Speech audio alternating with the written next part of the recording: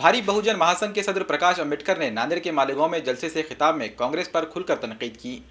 भारी बहुजन महासंघ के कौमी सदर एडवोकेट प्रकाश अंबेडकर ने बहुजन वंचित अघाड़ी के नाम से एक फ्रंट कायम किया है। इस साल होने वाले पार्लियामानी और असेंबली इंतखाबात में तीसरे महाज के तौर पर यह फ्रंट बनाने की कोशिश की जा रही है। वंचित अघाड़ी को कांग्रेस और बीजेपी के मुतबादिल के तौर पर पेश किया जा रहा है।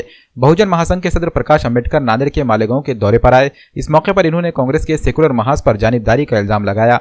इन्होंने कहा कि कांग्रेस ने दलितों और मुसलमानों की सियासी क़यादत को हमेशा खत्म करने की कोशिश की है। यही वजह है कि इन्हें तीसरे मुतबादिल को पेश करना पड़ रहा है। हा काका MIM-ला बरोबर घ्या आम्ही म्हटलेलं आहे। 12 लोकसभेच्या जागा तुम्ही असं सोडा। तिसरं जे आहे RSSचा बंदोबस्त कसा करायचा त्याचा आराखडा तयार केला पाहिजे। त्या आमच्या अटी मान्य झाले की आम्हाला काय अडचण नाही। आणि आज असणारी कंडिशन अशी झाली आहे की आम्हाला MIM नको। आम्ही असं विचारतो ही अशोक चव्हाणांची कंडिशन आहे की राहुल गांधीची कंडिशन आहे। तर त्याच्यावरती मौन आहे। त्याच्यामुळे अशोक चव्हाण त्याच्यावरती मौनी बाबा झाली आणि राष्ट्रवादी म्हणतात नाही आम्ही असे काही बोललोच नाही आहोत। हे बेबनाव तर त्यांच्यामध्ये आहे। आता त्यांचा मौनपणा हा त्यांनी सोडला पाहिजे ना।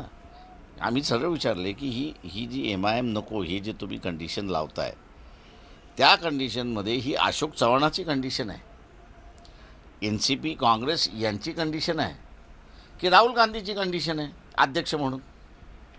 याचा त्यांनी खुलासा करावा ना।